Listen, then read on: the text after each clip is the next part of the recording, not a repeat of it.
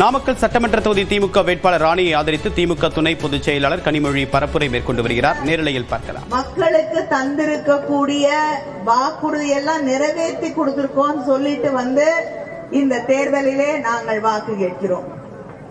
மகளிர் உரிமை தொகை தருகிறேன் என்று சொல்லி அதை நிறைவேற்றி இருக்கக்கூடிய முதலமைச்சர் அண்ணன் தளபதி அவர்களுடைய பெயரால் வந்து வாக்கு கேட்கிறோம். 1000 ரூபாய் மகளிர் உரிமை தொகை இன்னைக்கு தமிழ்நாடு முழுவதும் 1,31,00,000 பேர் அந்த மகளிர் உரிமை தொகையை வாங்கிக் கொண்டிருக்கிறார்கள்.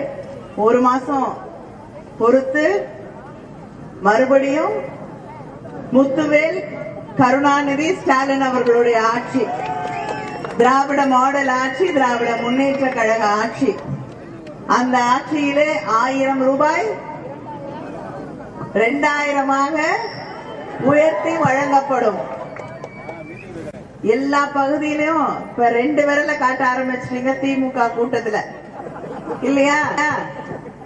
ஏன்னா இனிமேல 2 விரல்னா 2000 ரூபாய் தான். நம்முடைய எடப்பாடி பழனிசாமி யாரோட கூட்டணி வச்சிருக்காரு?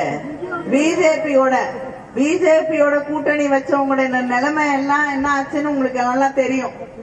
பீகார்ல நிதிஷ்குமார் எத்தனையோ முறை முதலமைச்சராக இருந்த அவருக்கு இன்னைக்கு மாநிலங்களவையில உறுப்பினராகத்தான் அவர் அனுப்பப்பட்டிருக்கிறார், முதலமைச்சர் இல்லை. எத்தனையோ கட்சிகள் அவங்களோட கூட்டணி வச்ச கட்சிகள் இன்னைக்கு இருந்த இடம் தெரியாமல் போய்விட்டது. அதனால எடப்பாடி பழனிசாமி அவர்களே பார்த்து பத்திரமா இருந்துக்கோங்க. இல்லன்னா தேர்தல் முடிஞ்ச உடனே ஏதாவது ஒரு மாநிலத்துக்கு கவர்னரா தான் உங்களை அனுப்பி வைப்பாங்க.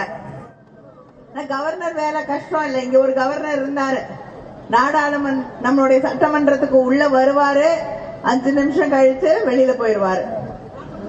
அதனால காலில் விழுந்தா மத்தவங்க காலில் விழுறத பத்தி பிரச்சனை இல்லை. இவர் யார் காலில் விழுந்தாலும் அந்த விழுந்த காலை இல்லாம பண்ணிடுறாரு. அம்மையா சசிகலா அவர்களுடைய காலில் விழுந்து ஆசீர்வாதத்தோடு முதலமைச்சர் ஆனாரு. இன்னைக்கு அந்த அம்மையாருக்கே கட்சியில இடம் இல்லைன்றார். இவருக்கு முன்னாடி அம்மையா ஜெயலலிதா அவர்கள் தேர்ந்தெடுத்த முதலமைச்சர் OPS அவர்கள். இன்னைக்கு அதிமுக அவருக்கும் இடம் இல்லை. தமிழ்நாட்டை காப்பாற்றணும்னா தளபதியால மட்டும்தான் முடியும்னு அவர் நம்மோடு வந்து தன்னை இணைத்துக் கொண்டிருக்கிறார்.